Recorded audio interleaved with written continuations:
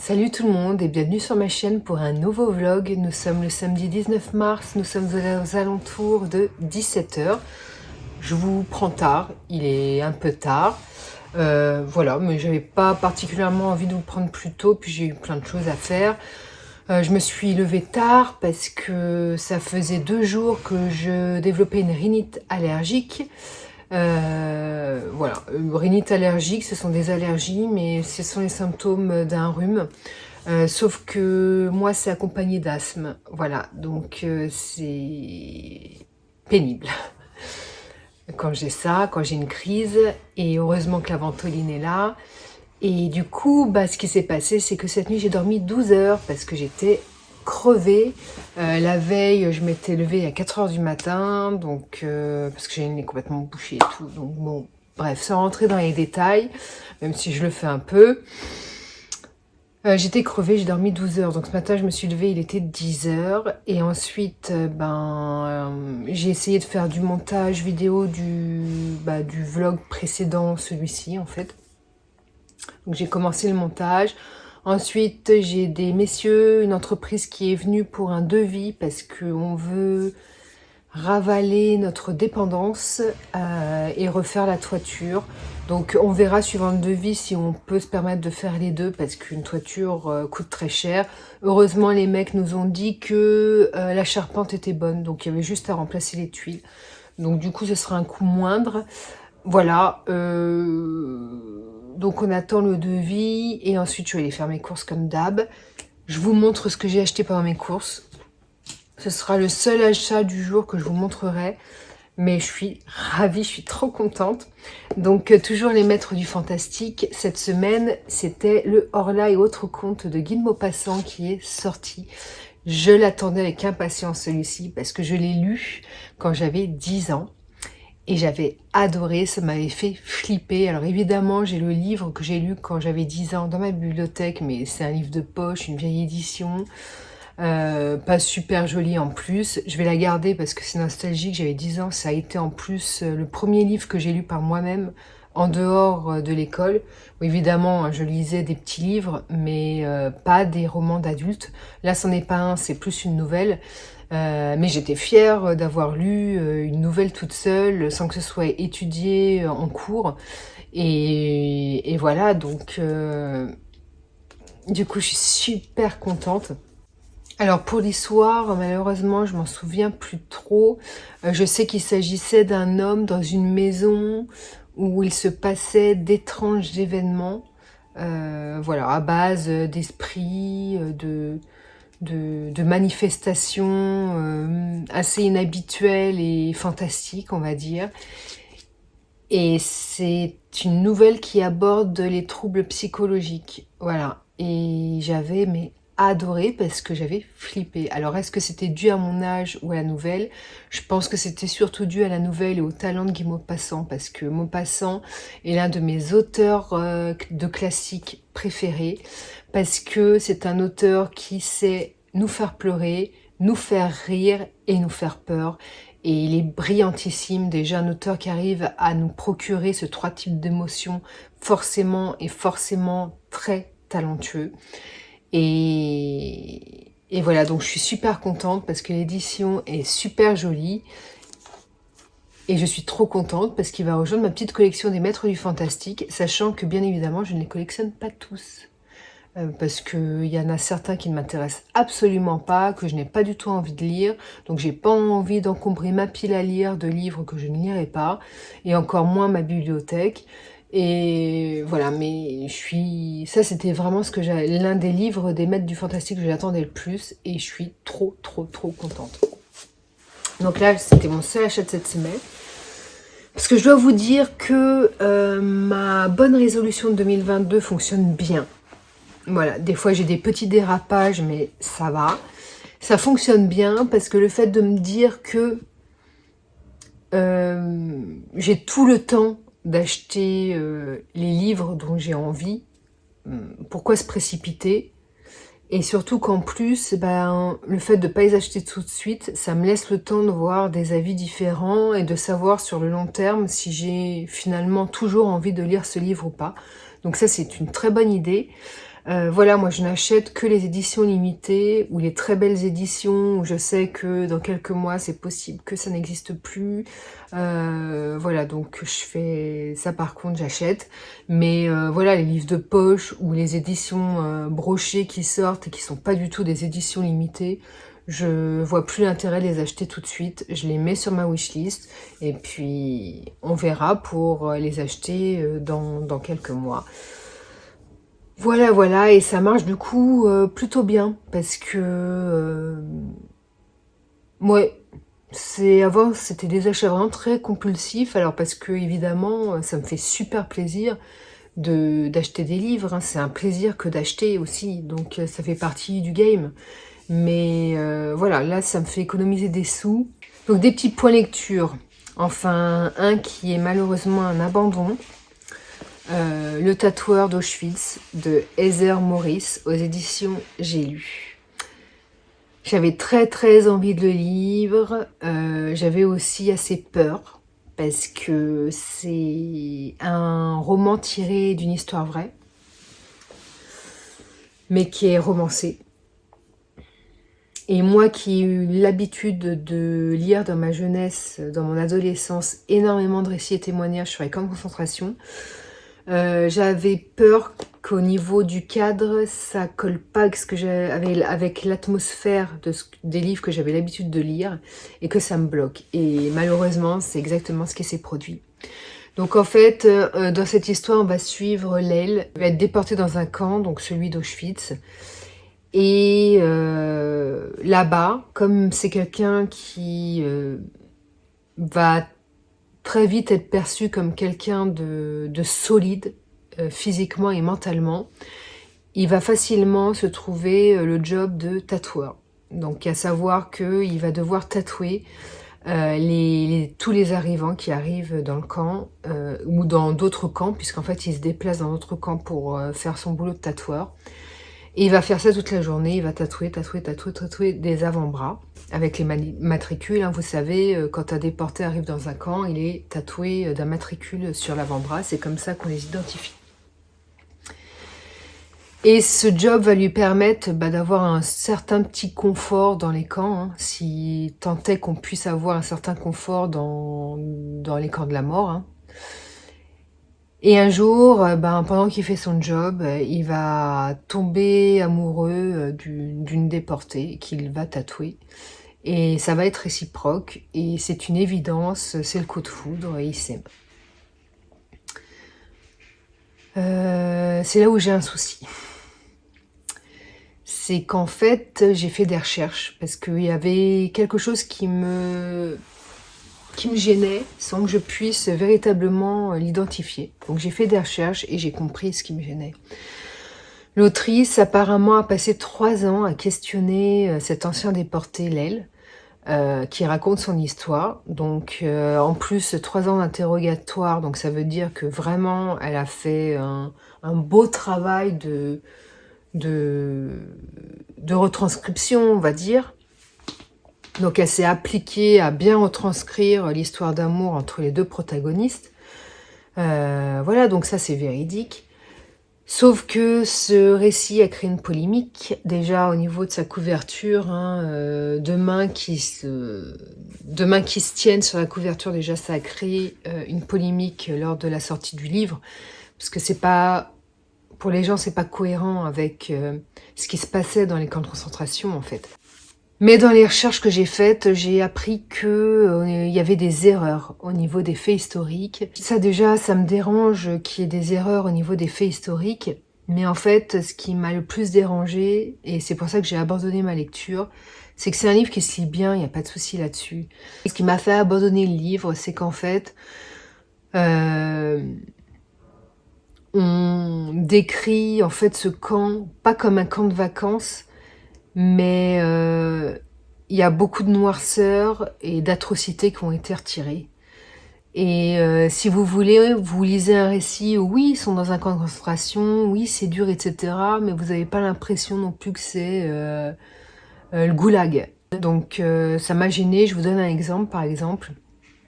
Bon, je vous spoile pas, on sait que les deux protagonistes sont follement amoureux, c'est le coup de foudre, et voilà. Et sauf que, ben, au premier bisou, Lael, il rentre dans sa chambre le soir et il y a une phrase euh, qui m'a un peu choquée, c'est il dit je n'ai jamais été aussi heureux, ou alors je suis très heureux. Mais non, mec, tu peux pas être heureux, c'est juste pas possible. Mais qui était heureux dans un camp de concentration? Je veux dire, ça n'existe pas, c'est pas possible. Ce n'est pas possible. Je vous remets le contexte pour ceux qui ne connaissent pas trop les camps de concentration. Vous étiez complètement affamés. Tout le monde a vu des photographies de rescapés ou des gens enfermés dans ces camps. Mais ils avaient la peau sur les os, c'était des squelettes, les gens. C'était horrible, il n'y avait plus de lumière dans leurs yeux, il n'y avait plus de vie dans leurs yeux, c'était juste la mort. Ceux qui ont lu Si c'est un homme de Primo Levi, qui est l'un de mes livres préférés, c'est un témoignage mais formidable sur les camps. Enfin, il a su parfaitement dans son livre vous montrer comment on pouvait vite arriver d'un état d'homme à un état d'animal. Et c'était des atmosphères vraiment anxiogènes, tristes, noires, sombres, c'était juste horrible. Vous aviez un appel le matin et le soir. Si vous ne vous présentiez pas à l'appel parce que vous étiez malade, ou si vous vous présentiez à l'appel et que on sentait que vous étiez malade et que vous aviez du mal à tenir sur vos deux jambes, vous preniez une balle dans le corps. Euh, Sans sommation, je veux dire, c'était juste mais atroce. Vous étiez des cobayes là-bas pour les médecins, c'est-à-dire qu'ils en sélectionnaient certains. Alors je sais plus sur quels critères ils les sélectionnaient, mais si vous aviez le malheur d'être sélectionné, vous étiez torturé parce qu'on faisait des expérimentations sur vous comme on en faisait sur des animaux. Je veux dire, tout ça fait que c'était juste pas possible juste de vivre une minute de bonheur, quoi. Et c'est ça qui m'a gênée. L'autrice, je pense, ce qui s'est passé avec l'autrice, c'est qu'elle a préféré mettre en avant l'histoire d'amour, ce rayon de soleil et d'espoir dans le cataclysme ambiant. Mais le problème, c'est qu'en mettant en avant l'histoire d'amour, elle a vraiment mis sur le plan secondaire euh, tout le contexte, tout le cadre, euh, qui sont vitaux, très très importants.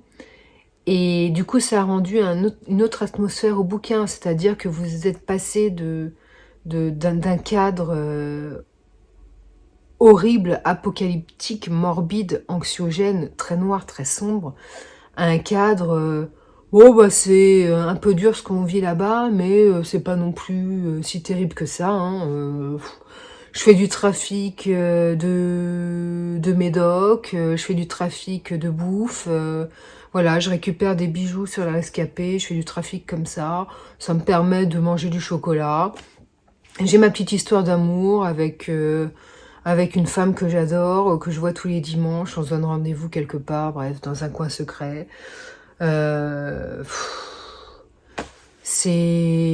joue au foot avec les SS. Alors peut-être que c'est des choses effectivement qui se sont réellement passées, mais je trouve que le cadre a été très mal retranscrit en fait. Elle a vraiment fait à sa sauce en dénaturant l'atmosphère du camp, et c'est ça que je reproche au récit, c'est ça qui m'a fait l'abandonner, c'est que voilà, moi je peux pas lire un récit où le protagoniste dit qu'il est très heureux.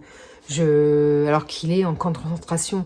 C'est pas possible pour moi, ça. Il y a plein de gens qui ont adoré ce bouquin parce qu'ils ont trouvé, ils ont aimé l'histoire d'amour, ils l'ont trouvé touchante, etc. J'ai pas de souci là-dessus, hein. Mon amie Anne-Céline qui l'a lu, elle a adoré ce bouquin parce qu'elle part du principe que les faits historiques, on les connaissait déjà et qu'elle, elle se portait juste sur l'histoire d'amour. Et elle aurait raison, et c'est ce qu'elle attendait du livre. Moi, je peux juste pas par rapport aux raisons que je vous ai évoquées. Et je vais m'arrêter là parce que j'en parle trop depuis tout à l'heure.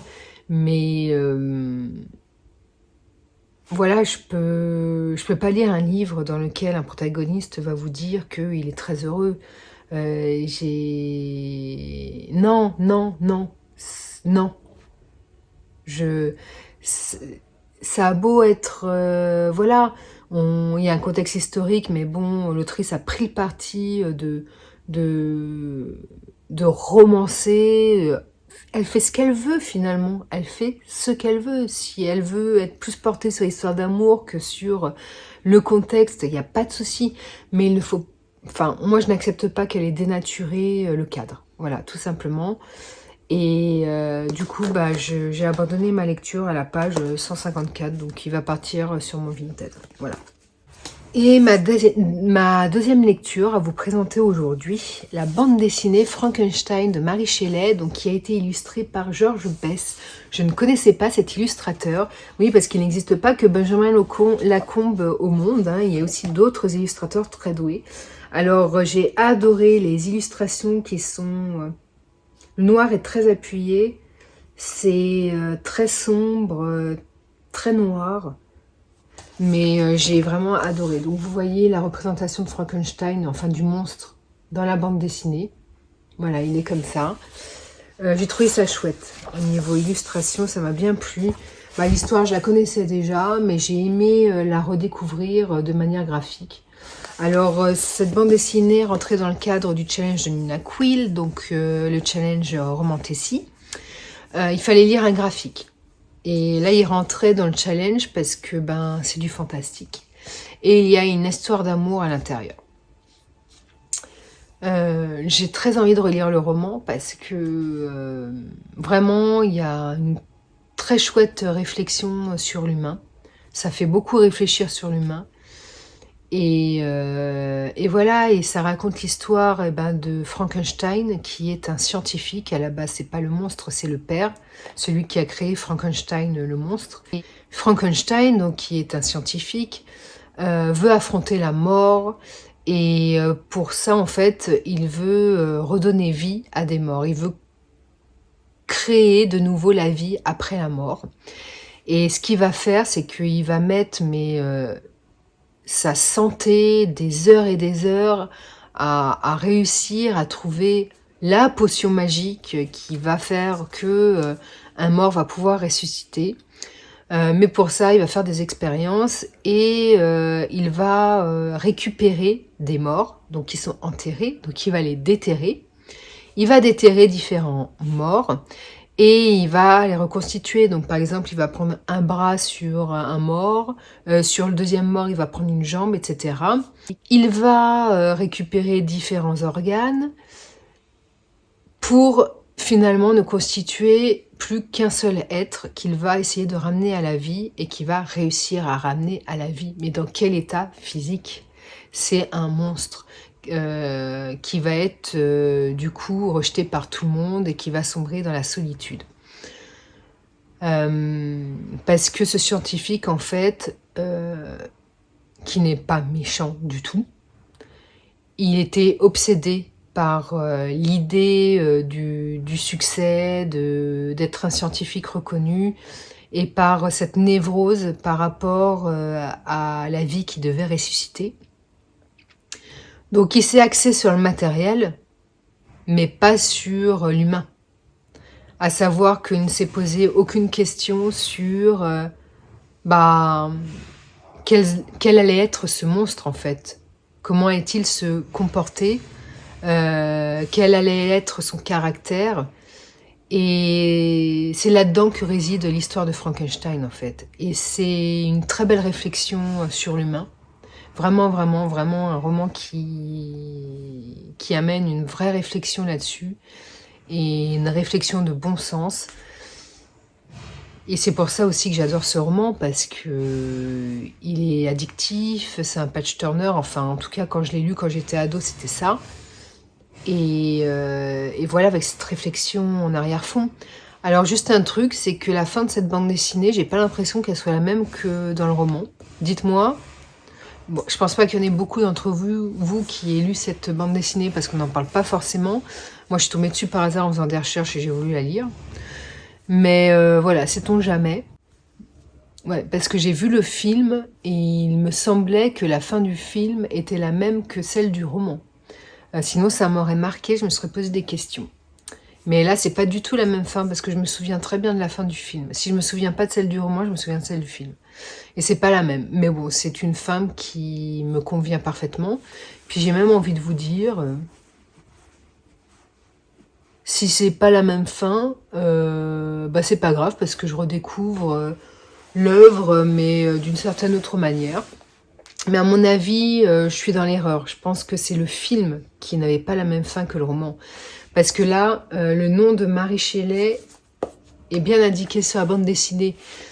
Donc, je suppose de manière logique que la maison d'édition, c'est-à-dire Glénat, n'est pas autorisée juridiquement à prendre des libertés sur la retranscription du roman, en fait. Je sais pas. Si quelqu'un travaille dans l'édition parmi vous ou est libraire et en sait plus sur le sujet, mais je ne crois pas qu'ils aient le droit de prendre des libertés sans l'accord de l'auteur, et là l'autrice est morte depuis longtemps. Mais ouais, je sais pas. Mais en tout cas, le fait est que c'est une bande dessinée qui m'a beaucoup plu, qui me donne envie de relire le roman.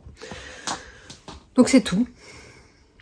Voilà, un point qui a été assez long parce que j'avais des choses à dire sur le tatoueur d'Auschwitz. Sinon, là je vais m'apprêter parce qu'à 19h on a rendez-vous chez des copains qui faisaient une petite soirée, voilà, bouffe comme ça. Voilà. Et puis moi je vous retrouverai sûrement demain soir, j'aurai peut-être un point lecture à vous faire, je sais pas. Je ne sais pas du tout quel est le programme de demain. Mais en tout cas, ça continuera la semaine prochaine. Hein, donc, bon. J'aurai forcément des choses à vous dire d'ici là.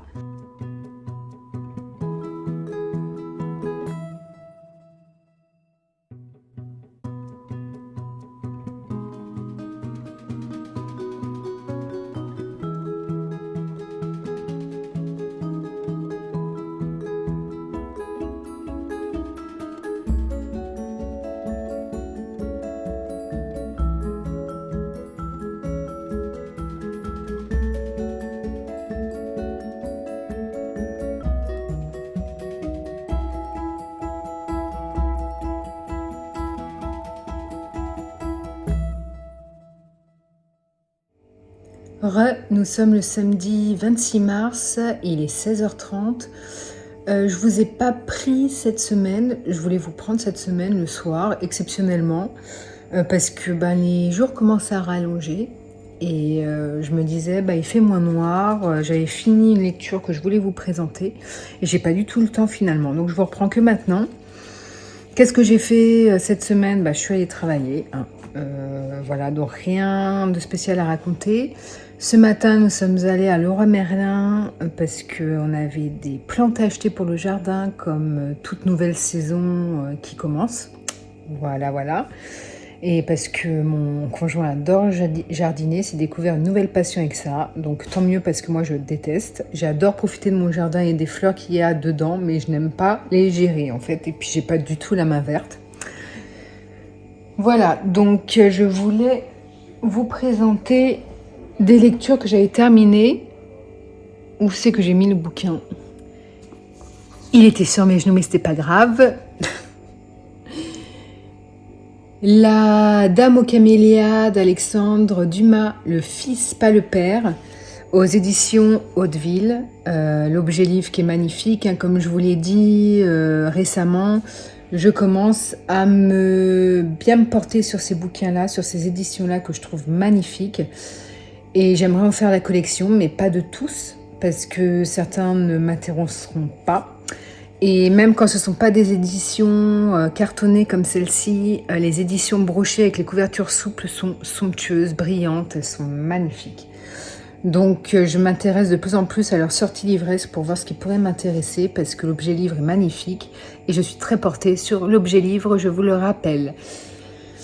La Dame aux camélias est un livre que j'ai beaucoup aimé. Alors, je suis très contente du coup parce qu'il va rejoindre ma bibliothèque. Voilà, parce que le livre a beau être beau, je vous rappelle que si le récit ne m'intéresse pas aussi, m'a moyennement plu, je ne le garde pas et serai partie sur mon compte Vinted. Donc celui-ci, je vais le garder parce que c'est juste une magnifique histoire d'amour. Alors déjà, c'est très bien écrit, comme tout classique. Moi, je n'ai encore jamais lu de classique qui soit mal écrit. Hein. Dites-moi en commentaire si vous, ça vous est déjà arrivé, mais moi, en tout cas, jamais. Donc, magnifique, accessible, très, très accessible. Hein. C'est pas du classique pompeux, incompréhensible, que même en ayant étudié à l'école, on comprenait pas grand-chose. Ça, non, absolument pas. Ça se lit d'une traite. C'est un roman assez court parce qu'il a un peu plus de 300 pages. Voilà, c'est aéré. Voilà, et même pas 287 pages. C'est aéré au niveau de l'écriture. Bref, voilà, vous le lisez en peu de temps. Et j'ai adoré, j'ai beaucoup aimé. Pas un coup de cœur parce que ça m'a pas procuré spécifiquement d'émotion. Mais ça a été un plaisir de lecture, déjà de par l'écriture qui est fluide, accessible comme je vous l'ai dit, mais aussi bien évidemment par l'histoire, une magnifique histoire d'amour entre une prostituée et un jeune homme qui fait des études mais qui est un peu oisif parce qu'en fait il vit des rentes de son père, voilà. Il a eu un petit héritage de par sa mère, son père est toujours vivant. Et son père, comme tout parent qui attentionné envers ses enfants, voilà, il gagne pas non plus des 1000 et des 100, mais il a fait en sorte que son fils puisse avoir une rente suffisamment importante pour que il puisse vivre convenablement. Donc, ce serait de bon ton qu'il puisse avoir un métier à côté pour vraiment vivre très bien. Mais voilà, il se donne le temps, il est un peu oisif, on va dire. C'est comme ça que... Parce que dans le livre de récit, il ne travaille absolument pas, il vit sur les rentes de son père. Et on va suivre l'histoire d'amour entre lui et une femme de joie, une prostituée donc. Et j'ai adoré parce que déjà l'histoire d'amour, qui n'est absolument pas niaise, qui est magnifique, qui est une véritable histoire d'amour. J'ai adoré Marguerite, donc qui est l'héroïne et la prostituée, parce qu'elle est vraiment attachante. Et on le sait dès le départ, donc je peux vous le dire, mais elle est, voilà, au début du livre, elle meurt en fait. Elle meurt d'une maladie, on va dire, pulmonaire. Et ce jeune homme, il va se faire un nouvel ami, et parce qu'il va être détruit par rapport à sa mort, etc. Et cette mort va mettre sur son chemin une nouvelle amitié. Et il va se confier à cet autre homme et il va lui raconter toute son histoire d'amour avec cette jeune femme. Et j'ai adoré parce que, déjà, l'histoire d'amour n'est absolument pas niaise. Elle a beaucoup de profondeur et c'est une véritable histoire d'amour. Hein. C'est un vrai amour. Voilà, c'est un amour pur. Enfin, c'est génialissime, ce jeune homme qui va l'aimer alors qu'il sait qu'elle est malade, qui va la voir diminuer et qui va continuer à l'aimer follement, contrairement aux autres jeunes hommes de sa cour, jeunes hommes, enfin des hommes plus ou moins vieux. Voilà, c'est une femme qui se fait entretenir en fait, parce qu'elle ne travaille pas, parce qu'elle est de basse constitution. Elle est de basse classe sociale et du coup, elle a besoin d'être entretenue hein, parce que les femmes à cette époque ne travaillaient pas. Et comme elle ne peut pas faire de beaux mariages, elle est entretenue par les hommes parce qu'elle est très belle. C'est une femme magnifique. Et du coup, en échange, elle donne son corps, bien évidemment, en échange de cet entretien de sa personne. Et je vous raconte pas leur histoire d'amour et ce qui va se produire et se passer, mais elle a vraiment un cœur noble, cette femme. Et ils vont tout se donner et j'ai aimé aussi, et c'est ça aussi que j'ai aimé, c'est que ce récit, c'est un plaidoyer en faveur des prostituées.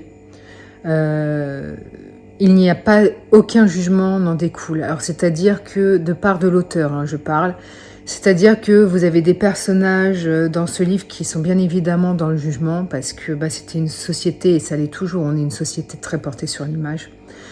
Et à l'époque encore plus. Et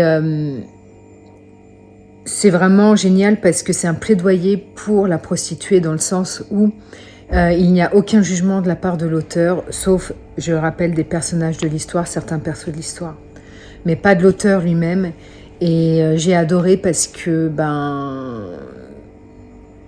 l'auteur vous parle, vous décrit la prostituée de l'époque et essaye de vous faire comprendre en fait que elle, quelque part, c'est pas véritablement un choix et que il y a un passé, une éducation et des événements qui conditionnent aussi ce qu'elle est. Et c'est pour ça qu'il ne faut pas juger l'autre.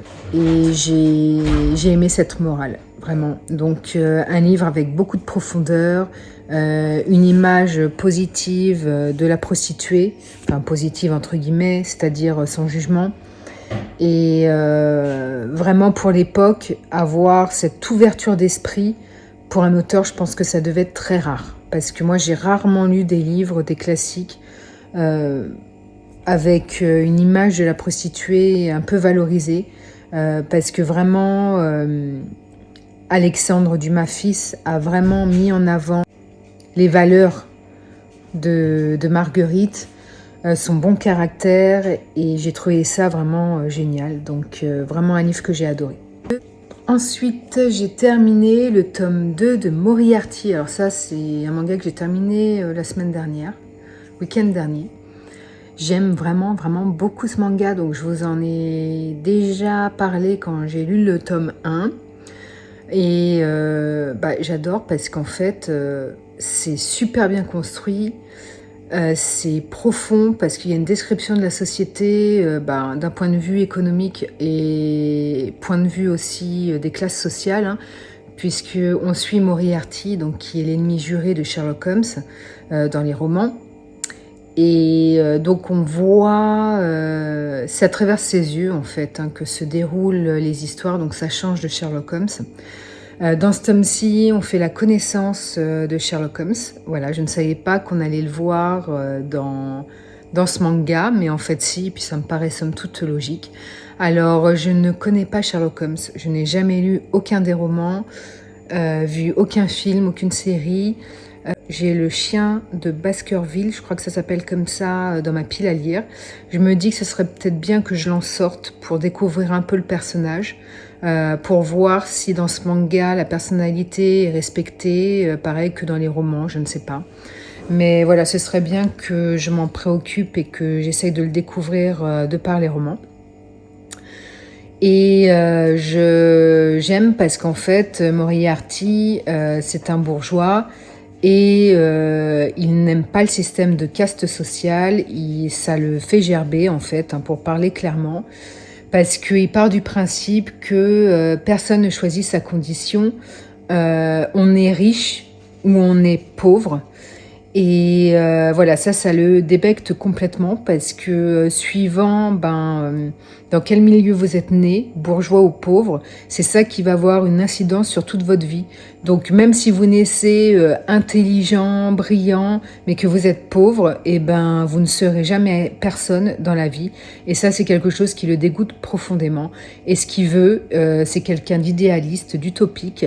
Et ce qu'il veut, c'est détruire ce système de caste sociale, quitte à devoir tuer pour arriver à ses fins.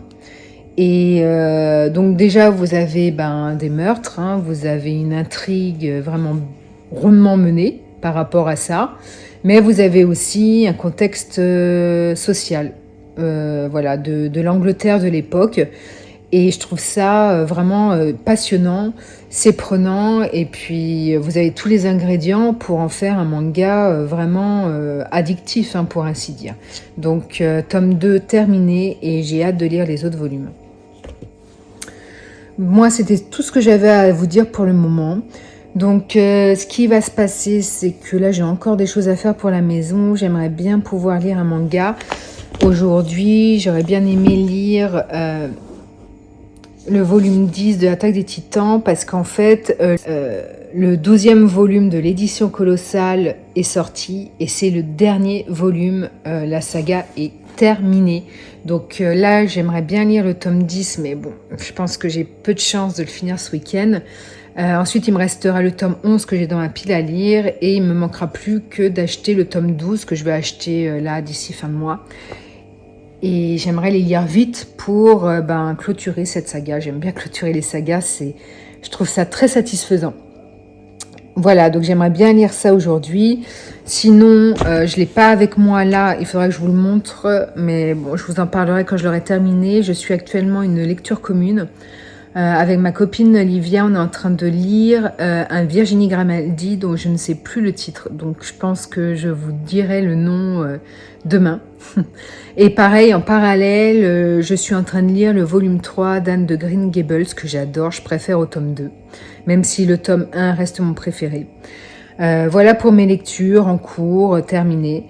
Je vous reprendrai maintenant sûrement demain, sachant que demain ça va être une journée chargée parce qu'en fait, nous partons le matin à Gouvieux parce que mon conjoint a une course à pied le matin et j'ai découvert que Gouvieux était une ville un peu touristique, une ville, comment on dit, troglodyte, vous savez, avec ses maisons dans les roches.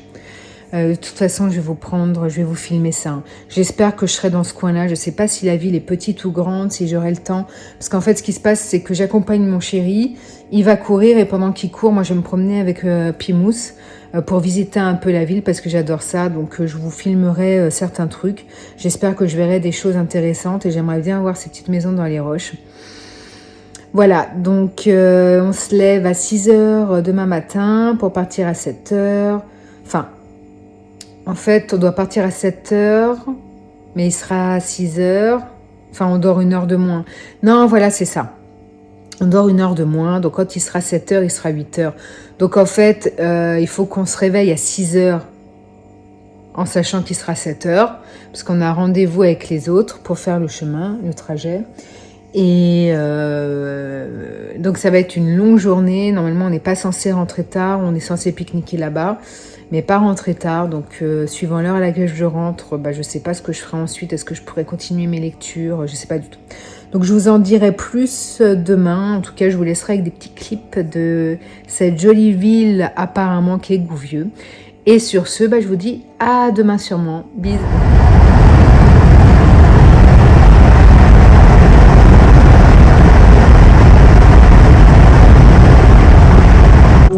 Vous les jaunes, venez nous voir, venez nous voir. Alors, bonjour mademoiselle. C'est pas bon là. Allez, on va chercher sur le côté. Allez. Allez. Le plus jeune aura 16 ans et le plus âgé 81 ans. Félicitations à lui. C'est bon Laurent? Moi c'est pas la peine, moi c'est ça. Ok, donc on va partir. 3, 2, 1, 2.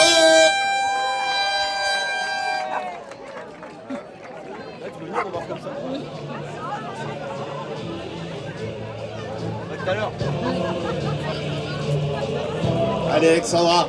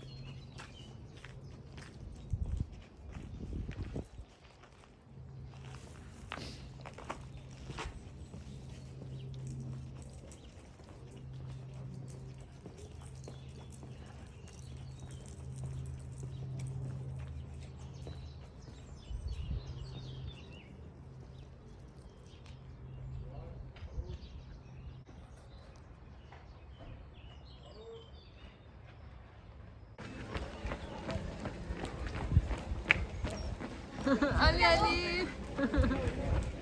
Coucou le chien.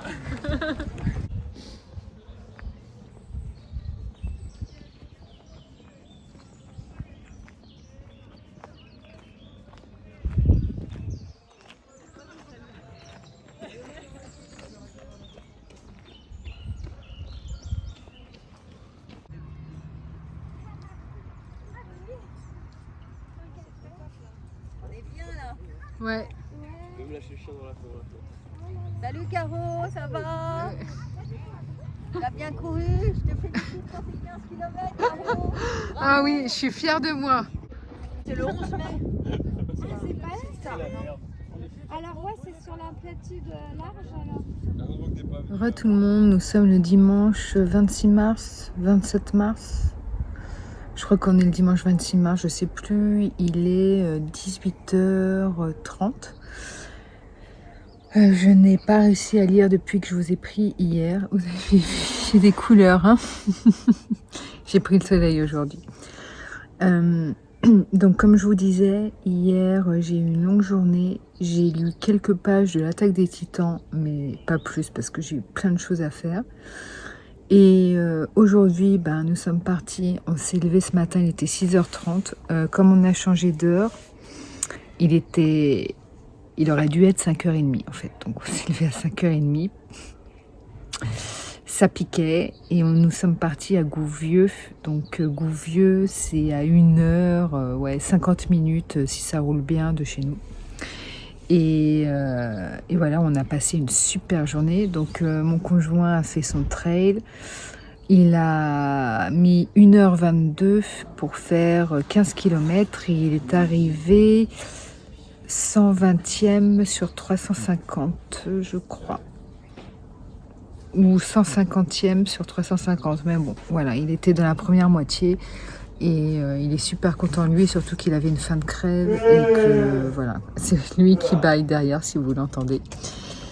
Voilà, donc il a fait ça. Ensuite, avec les copains qui participaient à la course, nous sommes allés pique-niquer à Gouvieux. Je vous ai laissé des clips dont le village troglodyte qui était magnifique. C'est minuscule, hein, mais c'était super beau. Pub pour Orbital, la bière. Et ensuite, nous sommes allés pique-niquer. On est parti de là-bas. Il devait être 15h30. Et voilà, nous sommes rentrés tranquillement. Et là, on s'est posé. Et j'ai juste continuer un peu ma lecture commune. Donc c'était Le parfum du bonheur et Plus fort sous la pluie de Virginie Grimaldi que je lis avec ma copine Livia, et comme elle a pris de l'avance, j'essaye de la rattraper, mais ça a été compliqué parce que j'arrive pas. Donc j'ai pas réussi à lire ce week-end, j'étais trop occupée. Donc ce n'est pas bien grave, je me rattraperai demain, mais du coup, il était prévu que cette lecture, je vous en parle dans le prochain vlog, donc c'est ce que je vais faire. Ça se lit bien, mais je pense que ce ne sera pas la lecture de l'année, ni un coup de cœur. Ce ne sera pas le livre que je préférerais d'elle, je pense. Mais bon, j'attends la fin de ma lecture pour avoir un avis plus sûr, plus sage. Voilà, donc là, je suis dans mon jardin et je ne lirai pas plus. Je clôture ce vlog maintenant. Il aura été suffisamment long, je pense qu'il a suffisamment de contenu pour faire une bonne vidéo. J'espère que celle-ci vous aura plu. N'hésitez pas à me mettre des commentaires en dessous de la barre d'infos. Et puis sur ce, moi je vous dis à bientôt pour de prochaines aventures livresques. Bye.